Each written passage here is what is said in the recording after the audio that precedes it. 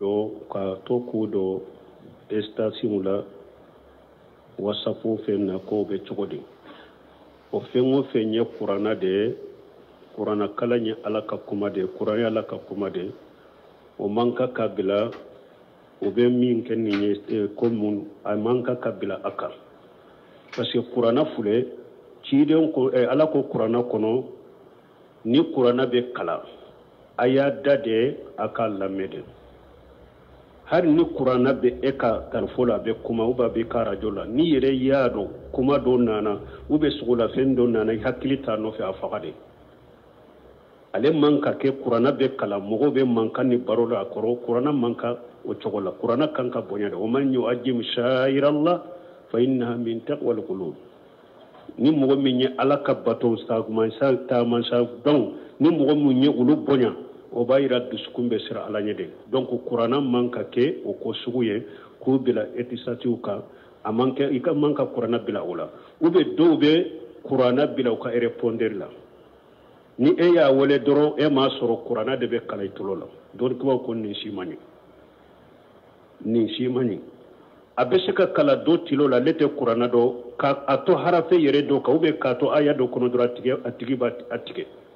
ube abeseka ke kafiri yere beseki wole doro qur'ana be kala tilola kafiri makote qur'ana la aba jate mina komi donkili doro donc ko sugo ika répondre kana qur'ana kala talfo ka soneri kana ke qur'ana yi nunun ka kolosi ika akomo estati kana qur'ana kala répondre kana qur'ana kala ika telefoni soneri kana ke qur'ana yi et puis hari ajikaru fongo fenye jikiru de salli welew ani few o kana ke telefo sonori parce que jikiru fo yoro de bula fo chogo de bula no be fo ne adabo de bon unu manka ke telefoni soneri kono ija kasura al ihsas al misasu qalla al ihsas arabu ko ni femmi wakati be abi bolo wakati be tilo bala ko Allah ba somi me dogoya ola mana ni ewa jikiru nunna ajanu kera be telefonu la mbono soneru no feuna Allah ba jikiru teke femba yam fetuguni salli wala teke femba yam mo fetuguni parce que wakati be abi tilo la Allah ba abe annege de bo aka karamana ka magamana ka titirbe boala de donc odi ya to don ke ba ko telefoni ka soneru fengo fenye ajikaru da kanake telefoni ka soneri arabu be baytu munun konike baytu nunu comme bul qaym nunu kan nuniya nunu mununye baytu ye ayate yoromi hadisate yoromi ube nuniyatil qahatani nunu baytu nunu ube seko o baytu yoro do tige shiru yoro do te shiru munu hikima bula donc ko be seka nunu nyogona ke soneri o baytu nunu hikima be mununa ne ninye ewa ajikaru de ani qur'ana mo kana nunu ke soneri kanu ke nube do estati la nube kumanu yereyete kanu ke ika telefoni répondre la alayhi salam ko ewa hijabu yala beseka keni basaye wani fini werew bo doni ko hijabu kuloru kere lentala mais akake fini de nyebe teme fini min kan nabi far kolo be sutura ni mogo nyebe temaka ni masirite ayrela o de ata be hijabu saratila hari hijabu fima min fule ninya kanake hijabu min masirleno inika hijabu benna ika hijabu yimina kote hijabu yetuguni hijabu dabore kana do akorode ni mogo min yi droba nyache kaboyma donc pare fini anko kulorote hijabu la mais don ke ko hijabu nyuma nye fima de parce que seba muso tumbo odeto seba kam muso tumbe fini fima ndo nde do ku yere suturanai nyabe teme fini fima de la kateme fini tobeka wodi yato fini fima akanuna ikode do mais kulorote hijabu la mais hijabu kanake pare fini de kake fini min niya dode abe komi parele de amasiri lende do o konite mais kuloruma kreya mais hijabu kanake masiri fini kai fini min fana ni masiri do alayhi salam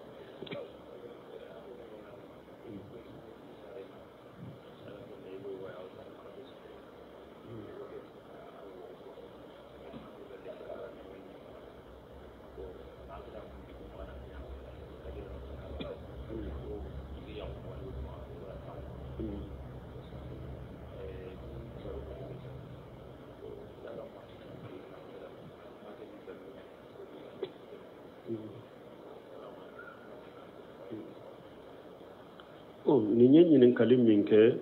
ko muso ɗo de ɗo a furulen be ceema be sambi naani bo ceyin jolen dona ka fembe aka furu ceyin jolen dana ka fembe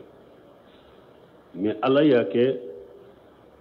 aye denw sɔrɔ a ye den minnu sɔrɔ a mun sɔrɔ cɛ in ɲɛ den wɛrɛ b'a bolo a ye wulu sɔrɔ cɛ wɛrɛ de fɛ mais a bɛ cɛ min kɔni bolo san 40 ɲɔgɔnna cɛ jɔlen de n'a ka fɛn bɛɛ bon ko sisan muso in de y'a ɲini a denw fɛ komi a denw fana kɛra sɔrɔtigiw ye fɛn b'u bolo a y'a ɲini u fɛ k'u ka yɔrɔ jɔ ale ye a ka faso kɔnɔ ale ka bɔ a ka cɛ ka yɔrɔ la ka yɛlɛma o yɔrɔ la bon ko denw de bɛ ɲininkali kɛ sisan ko o bɛ daga olu ye wa ko ba fana ye a ka ujura kɛ mun ye ko cɛ tɛ si ale ka so kɔnɔ bon a bɛ daga olu ka so jɔ ye a ka faso kɔnɔ a kana yɛlɛma olu fɛ wa ɲininkali ye nin de bon muso n'a furula tant que cɛ ka furu b'a kan na a ka ɲamariya taa yan fɛ kana taa a b'a cɛ de bolo a b'a cɛ de bolo hali ni cɛ tɛ siya fɛ n'a y'a sɔrɔ n'a ka cɛ ye o kɛ suruhu de ye a yɛrɛ de jɛnna n'o ye an t'o cogo dɔn u bolo mais tant que a bɛ cɛ kɔni ka furu la ka taa yɛlɛma yɔrɔ wɛrɛ ka bɔ cɛ fɛ o ɲamariya bɛ ɲini cɛ de fɛ ni a cɛ jɛnna n'a ye ko sisan ne yɛrɛ jɛra ko n jɛnna n'a ye baasi si t'a la a ye yɔrɔ jɔ a ba ye a ka yɛlɛma aw fɛ ba fana ko ahan o ka di n yɛrɛ n jɛnna n'o ye baasi t'o la mais tant que u ma bɛn a la n'a hari a ka di ba ye tant que cɛ ma jɛn di ka wɔrɔdu di aw ma a kana kɛ a tɛ bɛn a ka muso in ja ko a bɔ ko a bɛ taa sigi yɔrɔ wɛrɛ k'a to cɛ ka furu ba ka ni cɛ ma jɛn n'a ye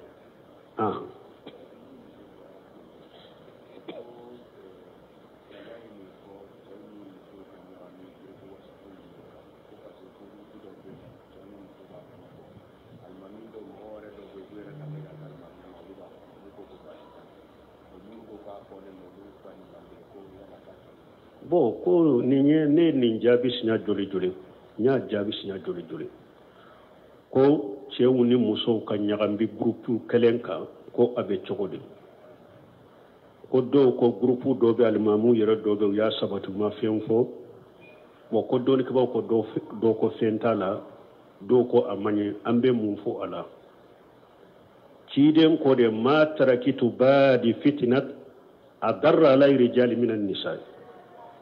ciden ko ale ma fitina si to a kɔfɛ min bɛ cɛ tɔɔrɔ ka muso bɔ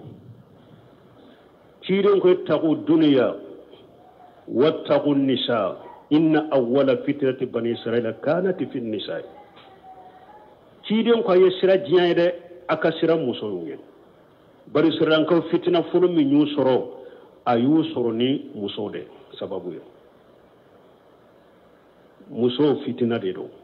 ala yɛrɛ ye min fɔ musow ka kibariya la wa harna fi buyutikunna a ko musow ka sabati sow de kɔnɔ ciden fana ko buyutuhunna khairu lahunna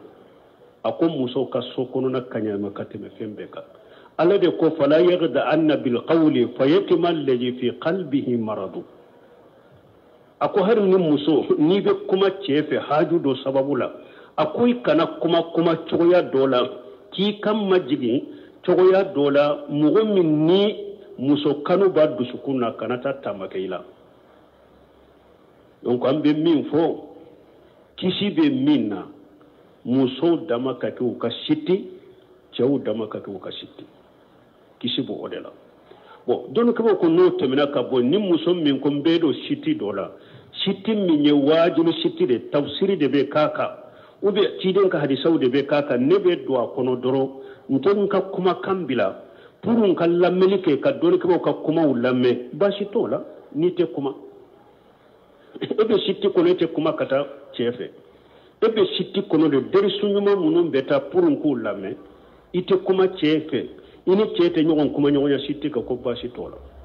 aw ube har ni be ce kuma nyogonya na ya soro orodu dira sitika konni nyinin kali min be muso bolo kan nyinin kali nke ko nyinin kali sugu ki kan nyinin kali pose kabo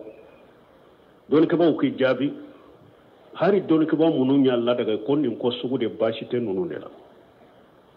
me sitika ke cenu muso nyagambilen bala baro be ke sitika yele be ke sitika em wali muso be kuma fo ka yele wali chefe abe sinan ko yala ani kalime yala situ ka sunu tile wote bede ko kabila situ abe kalime yala abe sinan ko yala situ ka yele kuma be fo o wali muso be kakaka ibe yele wali chefe o be ta kuma do fo mimbe che nege wuli che fana be ta kuma do fo mimbe nege wuli chewu ni muso kanyagambi situ kanin chola ni fitina de ni fitina de ni fitina do nana ne yerema muso che do yenne wole nte jamana info abe sigilembe jamana do de la akwa le na ka muso go jamana kai ate foido aka muso ye ni jogo nyumate san segi ibe nyogonga akom muso ka mogo do de banaya jamana in kono ya aye muso imbila ko akana duawula foli la kademba anana ya kalo saba aye kalo saba minke atale aliye muso in telefoni laje aya sure wosafu vokali chaman ni nani che dobe nyogon jabe che ka foto kunta umbe muso ka telefoni la ale ya ka muso wole kasiri ka fo e ka telefoni falendo che do ka foto la asite foto nyana maye fana ni sababu ye munye nenke ka soro kabila la iba soro muso yu fani chini de chenye aya foto gomi ako ninko ni ako kabila city de ku bebe kabila city de ka ko alebe kuma kabila city de ka ko aya ale ka privé ale ya ale ta privé la donc abese ka abaka ka bokalu bilale la ube baroke fo allaba bo aba nyini ale pe ka nyogo nye u ka bo kata yoro law che yere de nin fo nyade muso che yere bo ko ale ko muso ma kore ama se nyogo nya ko ni ko muso ko jera le no fede ko de pale nin fo kore ama se nyogo ma ko ni de ko muso nye jibora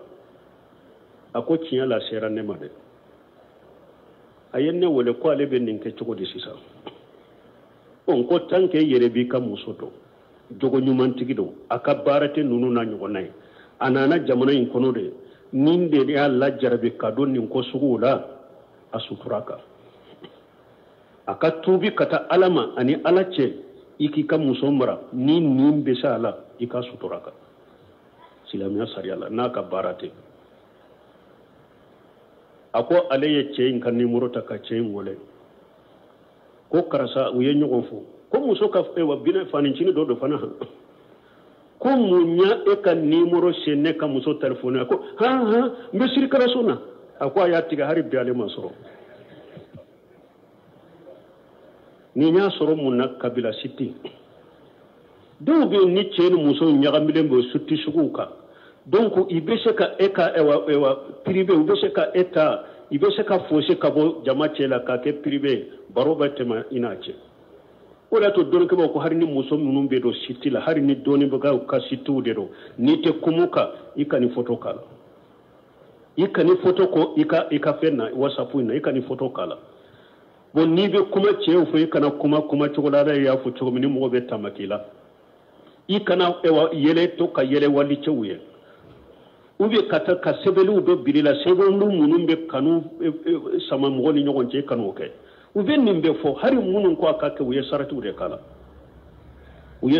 kala me kabila situ chewu ni muso kanyagambe sinan ko yawun yele kuntawu kalime yawu ko de do fitina de do ate be de mo ko yere ma janyama muso be se ka do ka fo sitimu na wajilu situ ni foite fula qur'ana ni hadisani salafu katabolo muso be se ka do wala ka take lameliye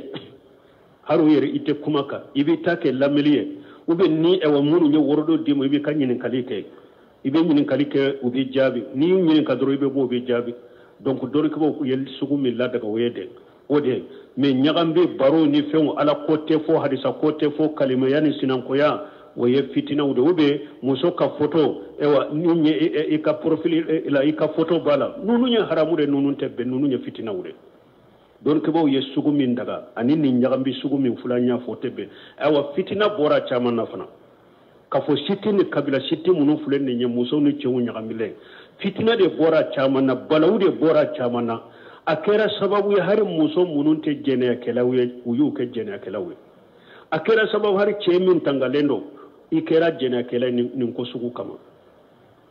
nyuma chama de tara oyofe ni siti uye muso nyuma chama ni fona tara oyofe ni siti koye fitina ude bala balawude bala alaka nkisikantanga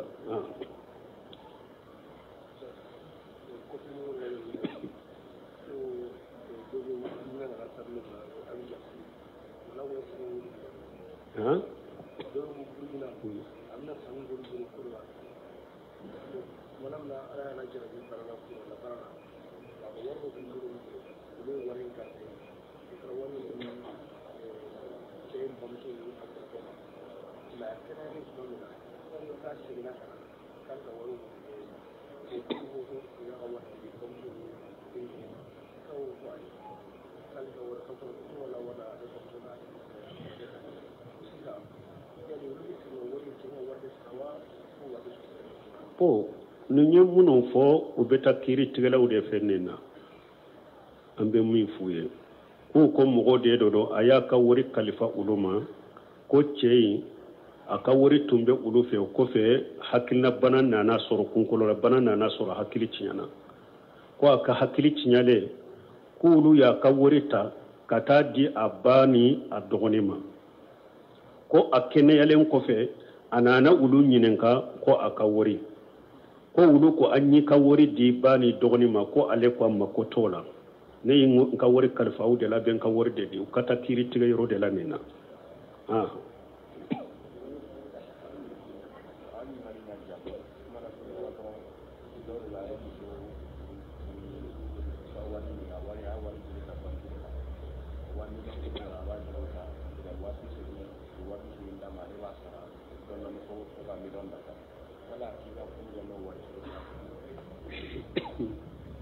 bo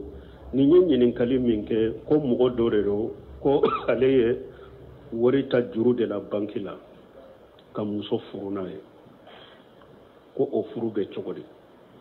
ne ye ninu na nyogona na furo min fule ni chogola ko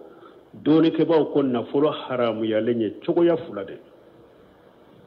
me munna ne kono na fili africain ka kibariya yere lade ni be hadisa fulu beto ko hakilna defo ode yato sedi kuma fulay abe hataga ya haribi afriki an kan mugo lakala ula uku famu ko sobe parce que ni e ko yili manani alaye mugo masi kana bato fensi kana bato kafara alaka fulan ka fuya sita ye bolo wonni e ko muhammadur rasulullah ni ko kiden ko te doro o ya banne hadisa sahale ko kiden de kote ube ko ni kiden yere yenninke o ye kuma banne e man ka haklina sido ola mi harbi o ma fa man bolore ebe aya fo harbi o te do luka haklila o be nyinin kali chaya ika parce que ye kiri min fo tanka le ka hakli maswa madro ale banna ma tese kamina aya fona fora delere fona fora ni masala ne ya jabe shinya joli mba delila ude fo aya ni hadisa wala fana me hari sanyinin kali voka o kure munye ama da ciden yere de la sisa awu nyana ka hakili yere kanyi ciden taye o yimma suba belebele bade hadama dombolo ko aleye juruta kamuso furuni o ye ko furube chogodi nko doni ke bawo ko na folo haramu yele ne chogo ya fulade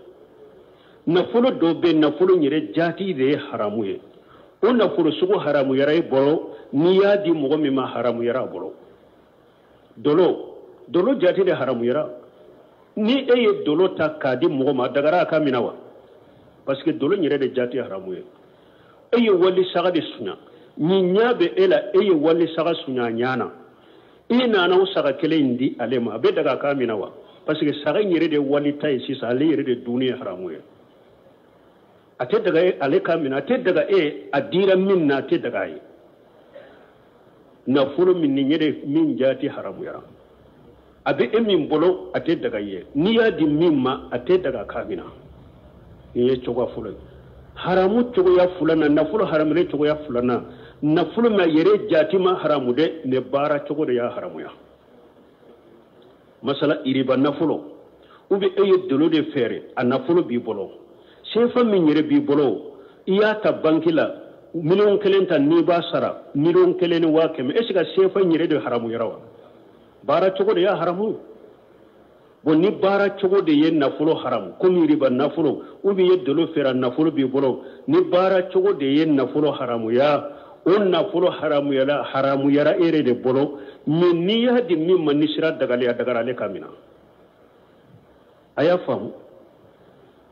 ni mogo iriba nafolo bale bolo aye iriba nafolo tabankila iriba nafolo ya le ma haramu ya kado min ni atara di mogo mima nisira jele nya dagara e kamina adellay munye uko cide sallallahu alaihi wasallam ala yafu yahudiya ka kibari ala ko sammauna lil kadhibi akaluna lil suhuti ala ko yahudiya be galol lamme ko jugu ube haramudu nawdero aya woro ala ko wa akiluhum riba ako yahudiya kay riba du sababula adonna sa yahudiya be barake ni riba adonna yahudiya be riba du me yahudiya tumbe ciden so abamina uye falu dama uye so dama uye jomu so dama madina yahudiya be dumuni tobe dumuni min to kafeti dumuni be dumuni tobe be ciden wala be tatu ciden tare kaybara muso do yin kalike ko sogo yuro juman kadi ciden uko bashe kajani o kadi ciden atara bashe jani kana di ciden ma ciden naka sebo yadu meja ale posono de ke ewa sogo na puru ciden ka do nasa ka sogo to ciden da kuna ko ikanin kunu de posono benna ciden ya tu donc doni ke ba ko ni sababula yahuda wi haramu dunna de be riba barawke me tumbe ciden so abamina donc ni mo min fana yi riba nafulo takadi e mama haramu ye bolo e kamina kile bo fulana fuga hawti mo don ke ba ko chogodi ko ni nafulo haramu ya lembi bolo ko ni tubura ka bola ko ka ke chogodi ha ima fo ka saragati te wate sega ke saragati ye de fense ne made takhallusa minhu akoro de e ka boyire bole ka tisama me o ma fo akadi mo do de ma na ya suru mo tese kamina mun na doni ke ba fo ko ni tubura ka bo iriba nafulo la ko yi ka di mo warema ubi ka sira de la nay ubi ka do hera sira dola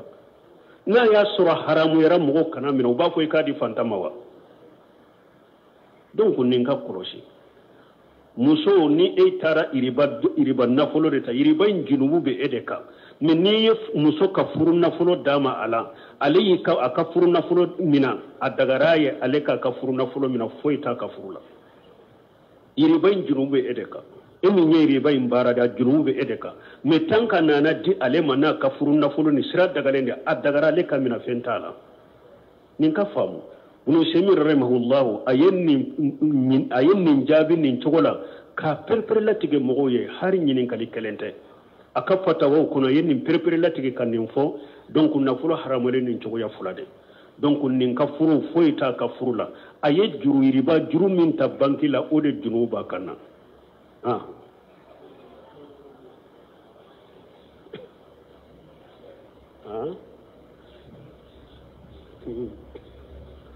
konni be salli wala ka tajwidi ibe saki kanya ni salli wala me minni harafu sama chogo min fule salli wala la sisa depuis sarafu salahu yennin ko kan sama chogo min fule salli wala sisa sarafu ya ako kuma swama har bulo se min yin karala ako kan sama chogo min fule ni salli wala la ko de do amanka ako hari haramu bake mais ulu tese ka foko be haramu ka salli wala tiya parce que ni ko be kuma ka ko haramu be minke ko ka salli wala sahalente ako fana yebbala wala ni fitina wala islamiya kono min baraw be bonya mais salli ko le togo munu do koni feunte no kanunu do islamiya sariyala sarafu masuma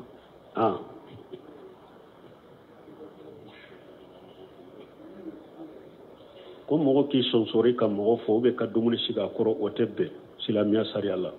ciden ka sebo anasi bunu maliku ye ciden nyinin kan o konni an be nasirala ayeni hani haniya yala an kan kunsuli nyogo nyaba ciden kolla aka kana kede o kan kan bolo di nyogo makka nyogo fo ciden ko basi tola ate daga mogo ka e yere ka joli ki sonsoro ki kunsuli o te daga danfenye nunu nye bato minye yere majigi nin togola kunsuli nunu nye bato de ubeke ala kelemtew de mogo kana nunu ke danfenye tuma min maju tara ye mani aya soro kam masake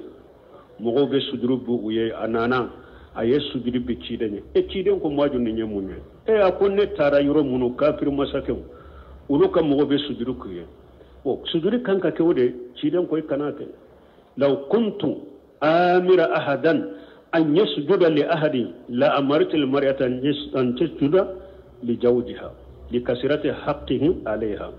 ciden ko kanane ngada akunni ala tunya nyamare di nema ko mogo ka sujudu bi mogoye ntumbe muso de nyamare ka sujudu bi a ceye ka hakke chama mimbaka no nyamare ma di nema kanake donc atebbe ko ibi sonsoro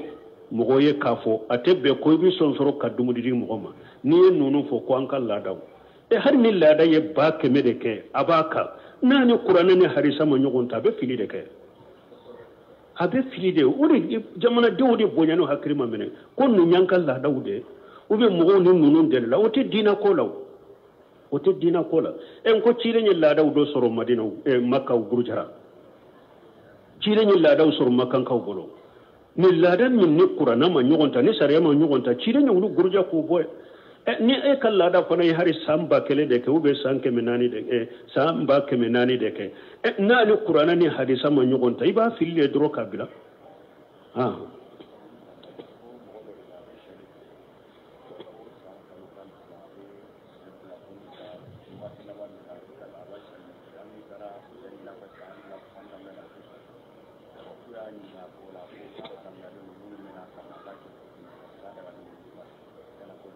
Como?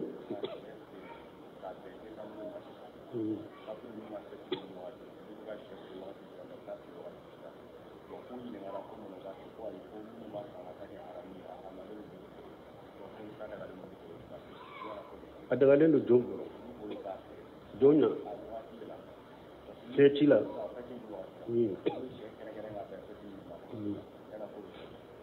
ko ni nyenye kali minke ka surunya ko munumbu ka se ferli ka kerekereya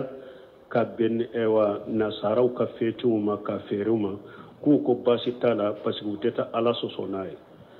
donc we ka feti nyede de to ala soso mine ala soso tete me ka feti ngaw fo iko de fam nasarau fulu ka feti minna ate saka dina kono galondila lende do ya do kono galondila lende do hari nasarau yere do fana be parce que nasarau yere fana o do be o fana tilele no kateme doka o do be o ka feti mu fule no so nentama nasara munun fana be hari do be nasara ya do kateme mo toka o so nenten ni feti nonuma e pinni feti munun fulu bulo boli bato de do parce que ko alaye muisa ye ala dende